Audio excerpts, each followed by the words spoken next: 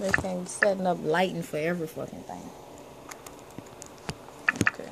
Stop, bitch. It's not gonna work like that. Okay. Yeah, alright. Hey, y'all. So this is the second time that I'm making this fucking video to talk about the Aaliyah movie, okay? I don't feel like setting up my camera and all that to talk about this little shit. Alright? You want to hear what I felt about the Aaliyah movie? Here it go. The shit sucked. Okay? It absolutely fucking sucked. At first, I was entertained, and I didn't feel like everybody else felt. Like, I feel like as soon as the fucking movie came on, everybody was pissed off. I feel like as soon as the movie started, everybody was in my tweets, the shit sucks. And I'm like, okay, like, I get it. It did kind of suck. Let me take my glasses off. I can't stand that glare. I ain't reading no fucking notes. It don't matter. Anyway, so, all right, I'm going to tell y'all what I think sucked about the Aaliyah movie. Number one, the singing. It sucked.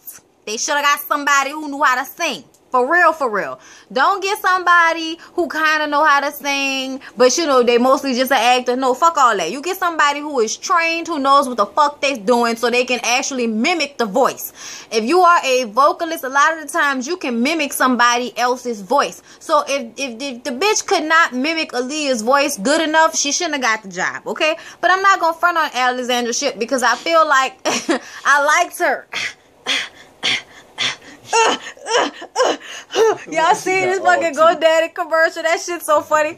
Anyway, I like Alexandra Shipp. I think that she really did embody the sweet part of Aaliyah. She didn't embody the sexy swag part. Like, she had some swag, but you know, like, I would have fucked her. But you know, like with baggy clothes and all of that, I tried to holler. But I'm just saying, you know what?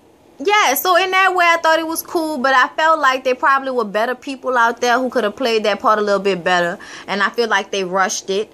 As far as what else I didn't like about the movie, what else I didn't like? I didn't like that Timberland and Missy Elliott were skinny people. I don't know where they get this shit from. Like, I'm gonna tell you something. When you in the music industry that is supposed to be like really about how people look, and you got oversized people making awesome music and making a name for themselves and becoming famous, you don't hire skinny people to play them in the fucking movie. You don't do that. I was offended, okay? I was totally offended by that bullshit. The hairstyle that Missy had, bitch, it was finger waves back then. It was consistently finger waves. Consistently. Fresh, shiny ass finger waves for the first half of her career. Okay, it wasn't until DJ, please pick up your phone. I'm on a request line.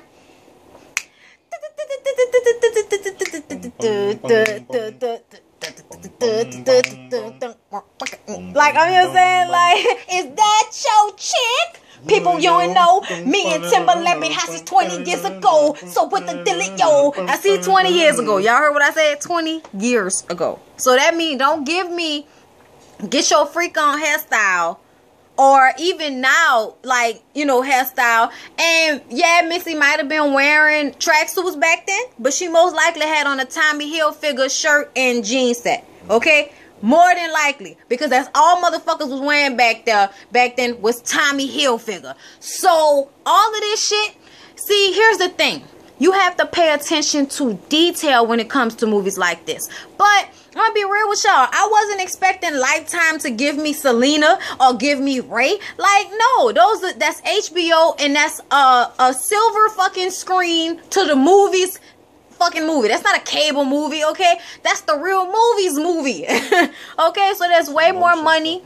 You know, it's a motion picture, motherfucker. So there's way more money put in. There's way, you know, there's a higher grade of actor. You know what I'm saying? You can't just put anybody in those types of roles. And let's just get this shit straight as far as everybody talking about J-Lo look like Selena. No, the fuck she didn't. I saw that shit. I'm like, they two completely different nationalities, first of all. And when the movie first came out, because I remember, because I was there, people did not want J-Lo to play Selena because she's Puerto Rican and Selena is fucking Mexican American. Nobody wanted J-Lo to play that role. But HBO was like, fuck how y'all feel. This movie good. So we keeping J-Lo and her big ass on, and that changed her career. Now, I'm sorry that didn't happen for Alexandra Shipp, because if she would have been able to embody Aaliyah and have a better storyline the way J-Lo did, then this shit would have really turned her career off. But like I said, Lifetime is not HBO. As far as Wendy Williams is concerned, y'all, yes, Wendy Williams, you should have known better, bitch. You should have never attached yourself to this shit once you started with that storyline look like.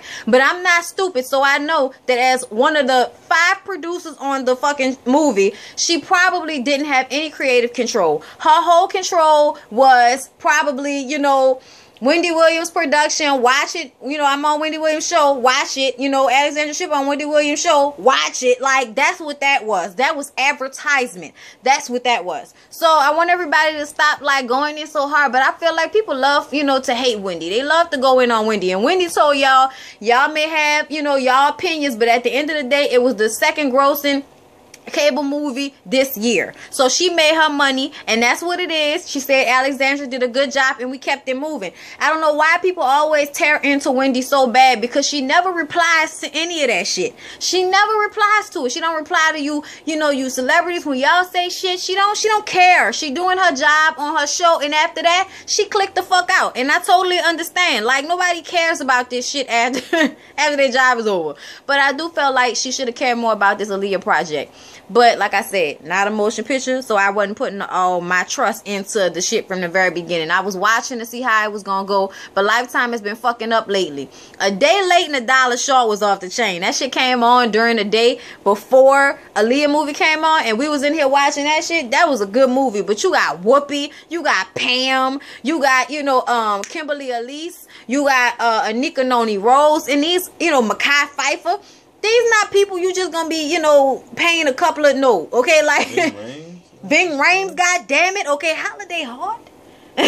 All right, like, that's some real actors though, and Whoopi don't do no shitty movies. I don't know if y'all know, but I haven't seen Whoopi do a shitty movie since the 80s. And you know, shitty is just, you know, on the eye of the beholder, because Burglar is my favorite goddamn Whoopi Goldberg movie. Hey, people could say that movie was shitty, but I loved it. It was one of my favorite movies. Anyway, y'all, what else I got to say about the movie? Okay, so like, let's just talk about what happened in the movie, because I feel like I'm going on and on and I ain't even say shit about what happened in the movie. The first half of the movie was about her and the elusive R. Kelly with an actor that didn't look nothing like R. Kelly, okay? After she broke shit off with R. Kelly, she had to go through a depression because she was heartbroken over not being able to really be with R. Kelly.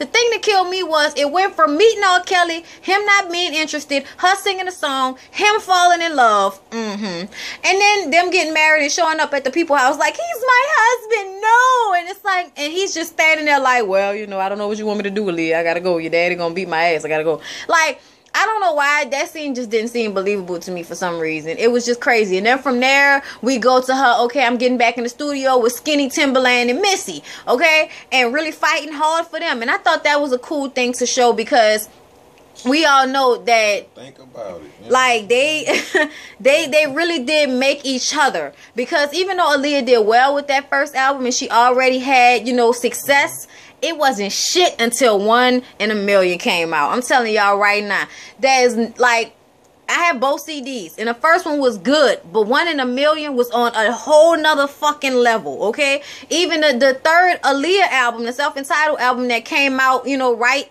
after she died, I had that album. That album was fucking awesome, okay? Like a real, you know, you could roll on that whole thing. So, you know, I miss the days when people would make albums that the whole album was good. Nowadays, you know, you listen to the singles, you don't even buy the fucking album, because people albums be fucking sucking, okay? You don't even have the same level of R&B and hip-hop mixed together. Everything has to be over-digitalized, and so much damn sound, and not enough vocals, and auto-tune, and it's just complete fuck shit in comparison to how it was in the 90s. So I'm going to always have nostalgia in that way, because, you know, I miss the music. But yeah, this movie didn't do, you know, Aaliyah any favors. It didn't do Lifetime any favors. It didn't do Wendy any favors. It was just, it was horrific. And I feel sorry for Alexandra Shipp, because I feel like if she would have had a better storyline, she probably would have been able to do a better job. But, you know, you're only so good as your director, and you're only so good as your storyline when it comes to a movie. You know what I'm saying? And then we go to the thing with Dame Dash, and then that's when I was just like, wait, so we gonna skip over her fucking with Jay-Z first? So we not gonna talk about that. We gonna act like that didn't happen. Okay, she just fucking, okay, now she in a limo and they hugged up, they kissing, they in love and shit, and all right, okay. And then she died, but we don't get to see that neither. It was like 2 hours, and I was like, where the fuck did my 2 hours go? Because I don't feel like I saw anything really. Okay? I mean, even the songs that they perform, like, yo, it was just, it was disappointing to say the least. And all the radio stations have like been going off about it, and Timberland has got on the radio station and said he couldn't believe that shit, and then next time they need to get consent from the family and talk to, you know, talk. I mean, how could you not talk to Missy and Timberland and Genuine? How could you not talk to all of these people who are alive now, who were close to her back then? How could you not talk to her brother? Like, how could you not talk to all of these people that could really let you know what was going on when you putting out somebody fucking biopic like that? That don't make no goddamn sense. But you know, people gonna do what they want to do for the money, as long as the ratings is cool, you know. But this not gonna do good for Lifetime. I will be watching the Whitney Williams one, because I believe that Yaya is a great actress, and I feel like she's gonna do that role justice. Even if the storyline not all the way right, Yaya is gonna be fucking Whitney, okay? Like, I'm just saying, like, I have full like confidence in Yaya's ability to become Whitney Houston. I feel like she would take that very seriously, and she would do her best to put forth a great performance. You know, from seeing her from America's Next Top Model and seeing her in episodes of SVU and other roles that she's played in, I really think that, you know, this could be a good turn of events for her to get her career, you know, in acting a little bit more out there and become more of a prominent actor instead of just being known from America's Next Top Model. But yeah, I live for Yaya, and I live for Nippy, so I can't wait to see this one. And like I said, Deborah Cox is doing the music for Whitney Houston, so it won't be no garbage ass singing. So I'm of course gonna be watching that movie. Okay, y'all not about to disturb me that much, Lifetime. But see that Brittany Murphy movie y'all came out? That's what I shit out after I eat fried chicken, and y'all put that on the movie. That shit was completely horrible, y'all. I don't understand. I don't know what the fuck was happening. Why all these sick people in one house dying? What the fuck are y'all trying to tell me? I'm so confused. But the Jodi Arias one was fucking rolling, okay? It's hit or miss with Lifetime these days. I don't know who died or who don't own Lifetime or who they got rid of, because Lifetime is fucking up. They used to be very consistent on making good movies. So for them to be up here taking all our black people and making these trash ass movies, we gonna have a fucking problem, Lifetime, okay? The only thing that's saving y'all ass right now is DD4L. Okay? I fuck with y'all. I love y'all. Like, comment, and subscribe. I'll see y'all in the next video. Bye-bye.